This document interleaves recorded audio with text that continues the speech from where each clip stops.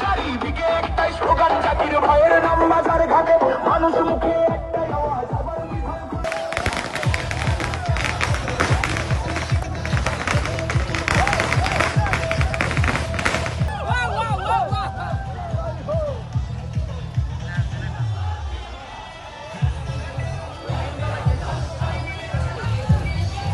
চাওক, জনতাই জনাৰ্দন। ৰাইজে মৰম নকৰিলে, আশীৰ্বাদ নকৰিলে, ভোট নিদিলে কেতিয়াও জয়যুক্ত নহ'লোহেঁতেন। গতিকে প্ৰথম দায়িত্ব আৰু কৰ্তব্য হৈছে সন্মানীয় ৰাইজৰ ওচৰত যোৱা, যিসকলে ভোট দিছে, নিৰ্বাচনত সহযোগিতা কৰিছে, তেখেতসকললৈ কৃতজ্ঞতা জ্ঞাপন কৰা, আৰু এই দায়িত্বখিনি মই পালন কৰি আছোঁ। গতিকে তৃতীয়বাৰৰ বাবে ৰাইজে বিধায়ক বনাইছে, এয়া অত্যন্ত মোৰ কাৰণে সৌভাগ্যৰ কথা। এতিয়া মোৰ দায়িত্ব আৰু কৰ্তব্য হ'ল যে তৃতীয়বাৰৰ বাবে বিধায়ক হিচাপে তৃতীয়টো কাৰ্যকালত দুটা কাৰ্যকালতকৈ কেনেকৈ বেছি কাম কৰিব পাৰোঁ, তাৰ কাৰণে মই নিজে এতিয়া পৰিকল্পনা কৰি আছোঁ। এটাই লক্ষ্য যে ৰাইজৰ কাষত থাকিব লাগিব সদায় আপদে বিপদে, আৰু সমস্যাসমূহ সমাধান কৰিব লাগিব। সেই লক্ষ্যৰে চলি আছোঁ। আল্লাহ ভগৱানৰো দুৱা আশীৰ্বাদ বিচাৰিছোঁ যাতে ৰাইজৰ কাষত থাকি ৰাইজৰ কামখিনি কৰাৰ কাৰণে মোক শক্তি দিয়ে, মোক জ্ঞান দিয়ে। দেখা গৈছে যে এই কংগ্ৰেছৰ যি এই বিপৰ্যয়ৰ কাৰণ কি বুলি চাওক, এই কথাবিলাকৰ কাৰণে আমাৰ পৰ্যালোচনা সভা হ'ব, কাৰণ ময়ো নিজে এটা সমষ্টিত ব্যস্ত, কাউণ্টিঙত নিজৰ নিজৰ সমষ্টিলৈ ব্যস্ত।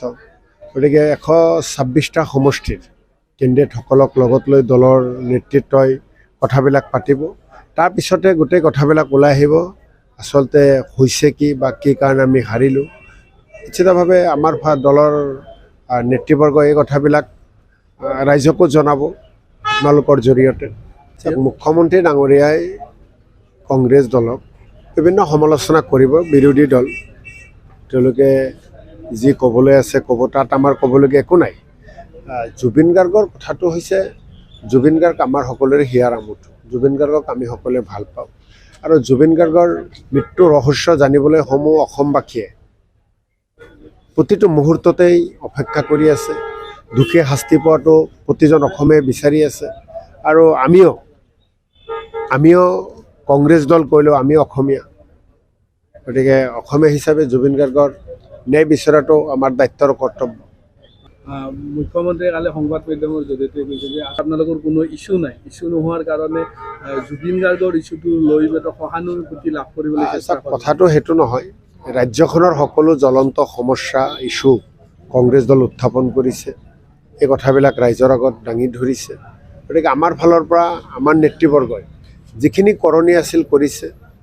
নিৰ্বাচনত আমি হাৰিছোঁ, পৰ্যালোচনাৰ পিছত ওলাব কি কাৰণে হাৰিলোঁ। কিন্তু অখিল গগৈয়ে কৈছে আপোনালোকৰ দুৰ্নীতিৰ কাৰণে বিপৰ্যয়। চাওক, এই কথাবিলাক বিভিন্নজনে বিভিন্ন কথা কৈ থাকিব। গতিকে আমাৰ ঘৰৰ কথা আমি ঘৰত পাতি ল'ম কংগ্ৰেছত, যে আমি কি কাৰণে হাৰিলোঁ।